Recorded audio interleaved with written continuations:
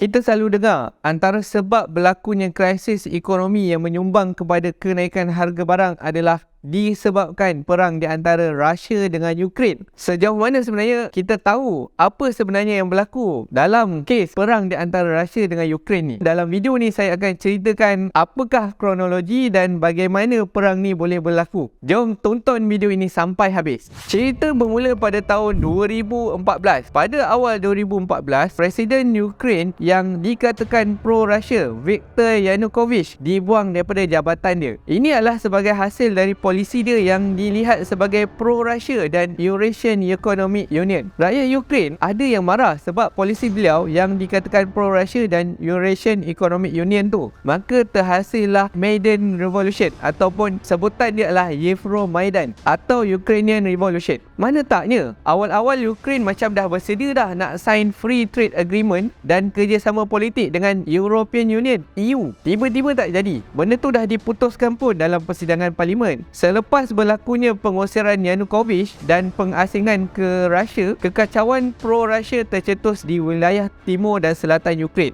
Dekat wilayah timur dengan selatan Ukraine ni, mungkin rakyat dia ataupun penduduk dekat situ lebih ke arah pro-Russia. Maka tercetuslah kekacauan. Sebagai gantinya, tentera Russia ni kemudian dia bergerak ke Crimea, Ukraine dan mengambil kawalan atas posisi-posisi strategik dan infrastruktur termasuk bangunan kerajaan. Waktu tu Crimea masih lagi di bawah Ukraine. Russia segera memisahkan Crimea atau benda yang kita panggil sebagai annexation setelah referendum Crimean yang sangat dipertikaikan. Apa benda referendum Crimea yang dipertikaikan ni? Pemilihan raya ataupun referendum tu dia diadakan di tengah pemisahan Crimea oleh Russia. Pemilihan raya tu bertanya kepada rakyat apakah mereka nak kembali masuk ke dalam Russia atau mereka nak mengembalikan konstitusi Crimea pada tahun 1992 dan status Crimea sebagai sebahagian daripada Ukraine. Hasil rasmi menunjukkan adalah 97% suara ataupun pengundi dia memilih untuk integrasi wilayah ke dalam federal Russia ni, dalam negara Russia, dengan kadar kehadiran pengundi sebanyak 83%.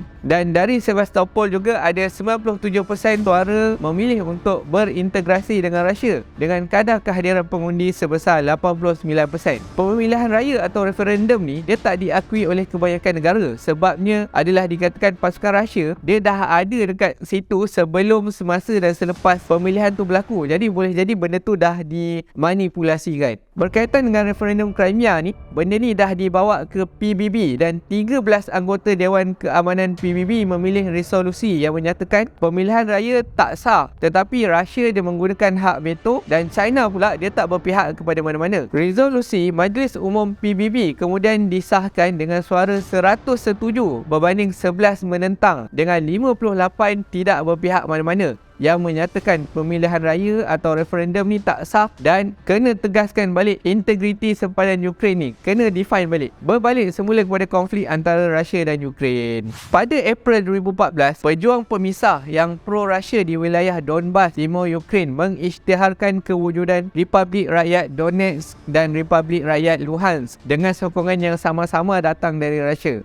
So kononnya Russia ni bertindak di sebalik belakang tabir. Usaha Ukraine pada akhir 2014 untuk kembali mengambil wilayah yang dikuasai pejuang pemisah ini tak berhasil dan menyebabkan perang yang panjang di Donbas. Meskipun Russia terus menyangkal penglibatan mereka, tentera Russia secara langsung terlibat dalam perang tak rasmi itu. Pada bulan Februari 2015, Perjanjian Minsk II ditandatangani oleh kedua-dua negara Russia dan Ukraine dalam usaha untuk mengakhiri konflik. Tetapi perjanjian-perjanjian tersebut tak pernah sepenuhnya dilaksanakan dalam tahun-tahun yang berikutnya. Perang di Donbas ni pun telah menjadi satu konflik yang tak berubah. Namun kekerasan antara Ukraine dan sekutu Russia kerap berlaku pertempuran walaupun ada genjatan senjata. Genjatan senjata tu ada tapi benda tu hanyalah berlaku sekejap saja. Bermula tahun 2021, Russia dia membangun kehadiran ketenteraan yang besar dekat sempadan dia dengan Ukraine, termasuk dari dalam Belarus, negara jiran kepada Russia dan juga jiran kepada Ukraine. Presiden Russia Vladimir Putin mengkritik perluasan NATO dan menuntut agar Ukraine dilarang selamanya bergabung dengan pakatan ketenteraan tersebut. Dia juga menyatakan pandangan irredentis. Pandangan irredentis ni adalah pandangan yang mengatakan bahawa Rusia kata negara-negara yang muncul sekarang ni tapi dulunya Soviet masih sebenarnya milik Rusia dan meragukan hak Ukraine untuk wujud, menafikan hak Ukraine untuk wujud. Pada 21 Februari 2022, Rusia secara rasmi mengakui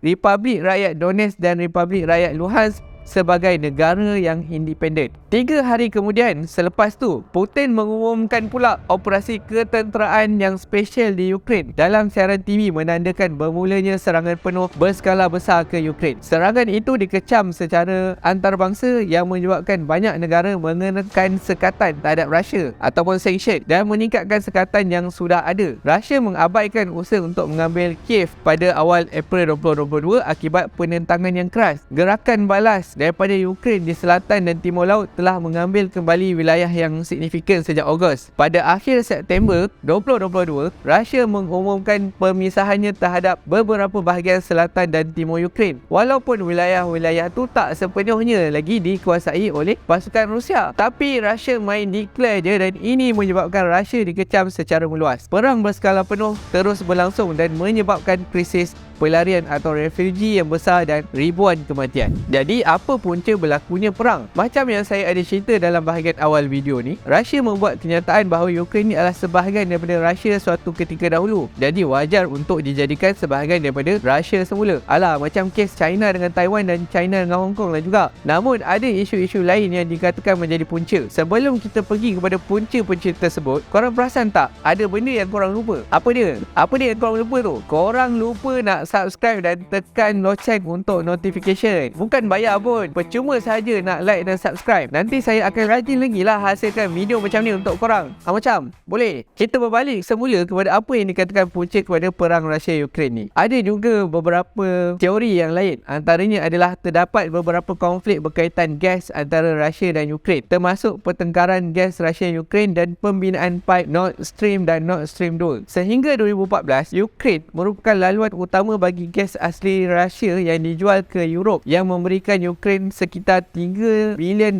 setahun dalam yuran transit. Selepas permulaan perang Rusia-Ukraine pada tahun 2014, ketegangan terus berlaku ke atas sektor gas dengan Rusia mengelak Ukraine dengan pipe Nord Stream ni. Pada tahun 2015, Rusia mengumumkan rancangan untuk meninggalkan sepenuhnya bekalan gas ke Europe melalui Ukraine selepas 2018. Terdapat beberapa ledakan bom pula tu pada pipe gas asli dekat bahagian Ukraine dengan pihak berkuasa Ukraine menyalahkan teroris Rusia yang buat. Pada tahun 2020, pipe Turk Stream menukar aliran gas wilayah di timur laut Europe dengan mengalih transit melalui Ukraine. Pada tahun 2021, kerajaan Biden pula mengeluarkan sekatan terhadap syarikat di sebalik pipe gas asli Nord Stream 2 Rusia ke Jerman. Tetapi Ukraine menunjukkan kekecewaan dengan keputusan tersebut. Pada Julai 2021, US dan Jerman mencapai perjanjian di mana US mungkin akan mencetuskan sekatan jika Rusia menggunakan Nord Stream sebagai senjata politik dan Ukraine akan menerima pinjaman 50 juta US dollar untuk teknologi hijau sehingga 2024 dan Jerman akan menubuhkan dana bilion dolar untuk mempromosikan transisi Ukraine kepada tenaga hijau. Ini semua adalah untuk mengelakkan kebergantungan terhadap gas asli Rusia ni. Isu lain pula adalah Rusia dia mendakwa Ukraine ni adalah proksi untuk NATO memberikan tekanan kepada Rusia. Kalau ini dibenarkan berlaku, maka kedaulatan Rusia akan terjejas. Apakah itu NATO? NATO ni dia adalah Organisasi Perjanjian Atlantik Utara atau North Atlantic Treaty Organization. Dia adalah sebuah pakatan militeri antarabangsa di antara 30 negara anggota, 28 negara Europe dan 2 Amerika Utara. Ditubuhkan selepas Perang Dunia Kedua. Organisasi ni dia mempraktikkan Perjanjian Atlantik Utara yang ditandatangani di Washington DC pada 4 April 1949. NATO target dia merupakan sistem keselamatan bersama. Negara-negara anggota bebas bersetuju untuk saling mempertahankan dari serangan pihak ketiga. So kalau seorang kena serang, yang lain boleh akan datang tolong. Semasa Perang Dingin, NATO beroperasi sebagai check and balance terhadap ancaman yang dianggap ditimbulkan oleh Soviet Union. Pakatan ini terus ada setelah pembubaran Soviet Union dan telah terlibat dalam operasi ketenteraan di Balkan, Timur Tengah, Asia Selatan dan juga Afrika. Kalau tengok dekat map, negara NATO ni dia adalah daripada US sehinggalah negara yang yang bersepadan dengan Russia. Agak-agaknya senang tak tentera US ke nak datang ke Russia jika perlu? Betul tak? Bagaimana perang ni boleh menyebabkan kenaikan harga barang ataupun kesan kepada ekonomi? Banyak negara dia membangunkan international market mereka dan bergantung kepada makanan yang diimport dari Ukraine dan Russia yang dikenal sebagai kebun roti Europe untuk menambah makanan tempatan. Sebagai contoh, 3 pengimport terbesar gandum Rusia pada tahun 2018 adalah Turki, Vietnam dan Indonesia. Demikian pula Indonesia, Filipina dan Morocco adalah pengimport terbesar gandum Ukraine pada tahun tersebut. Ketidakstabilan yang disebabkan oleh perang akan memberi kesan negatif pada import makanan di negara-negara pengimport ni. Kekurangan makanan yang disebabkan oleh perang sedang menaikkan harga makanan di mana-mana sahaja, dengan yang paling terkesan adalah ekonomi negara-negara membangun, di mana orang-orang miskin dunia banyak tinggal dekat negara-negara membangun. Salah satu badan antarabangsa melaporkan bahawa Global Food Price Index FPI rata-rata 159.3